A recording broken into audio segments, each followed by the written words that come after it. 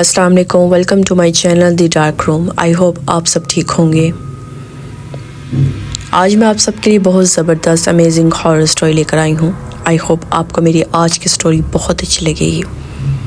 But story start करने से पहले मैं रोज़ की तरह आप लोगों से फिर रिक्वेस्ट करूँगी, प्लीज़ पहले मेरे चैनल को सब्सक्राइब कर दें, क्योंकि आपका एक सब्सक्राइब मेरे लिए बहुत इंपॉर्टेंट है। आपने आज देखना है आपने मेरे चैनल को सब्सक्राइब किया है कि नहीं। अगर नहीं किया तो प्लीज़ पहले मेरे चैनल को सब्सक्राइब कर दें।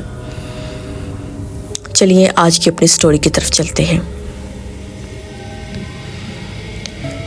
कहते हैं कुछ घर सिर्फ ईंटों और पत्थरों से नहीं बनते, कुछ घरों की दीवारों में आहें कैद होती हैं, फर्श में लहू जज्ब होता है और छतों के नीचे बददुआएं सांस लेती हैं।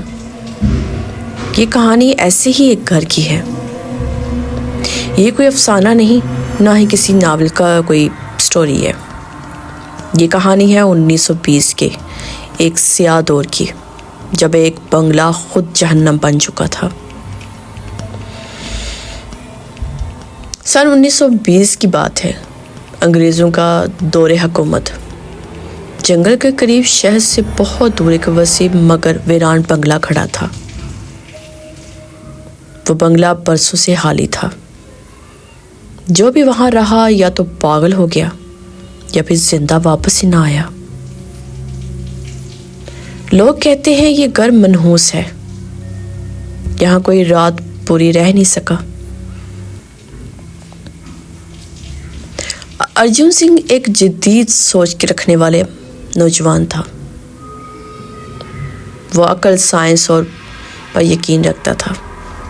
जिन, भूत, असेब ये सब इसके नज़दीक महज वहम थे।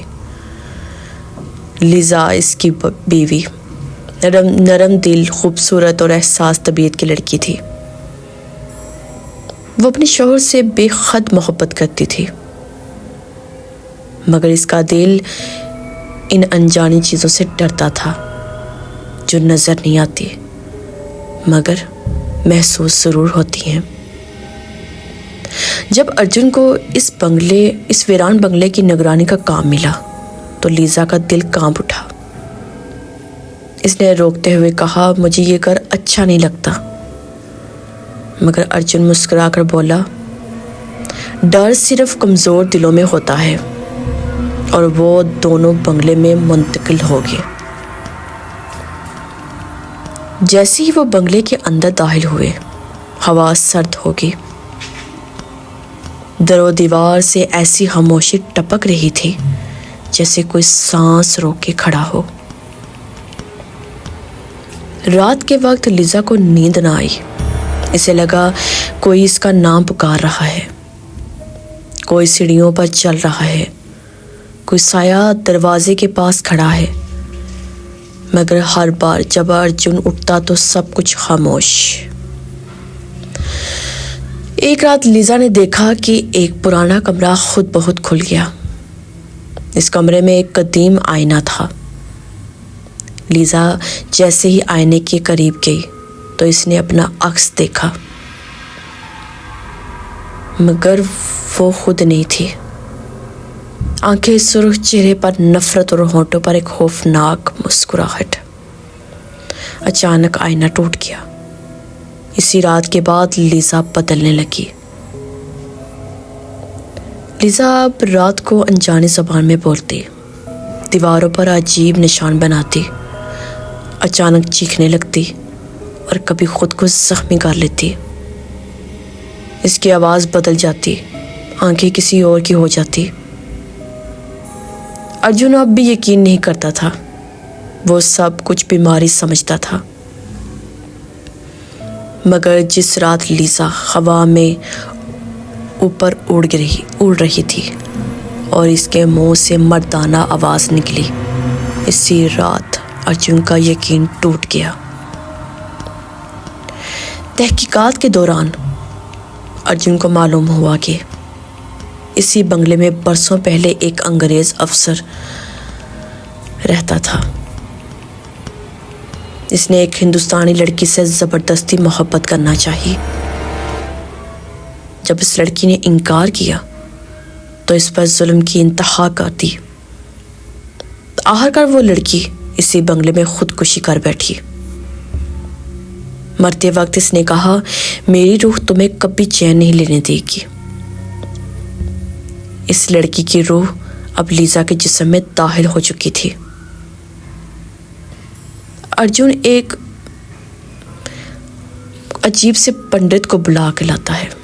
बंगले में रूहानी जंगल शुरू होती है।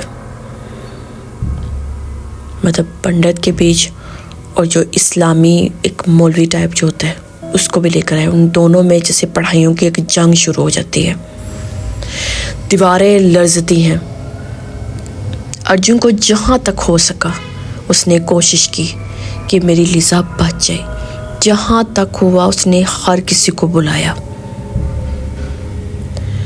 लीजा चीखती है, कभी वो बीवी होती है, कभी वो आसेब। इतनी देर में वो आदमी कहता है, इस आसेब को सिर्फ कुर्बानी चाहिए। अर्जुन आगे बढ़ता है।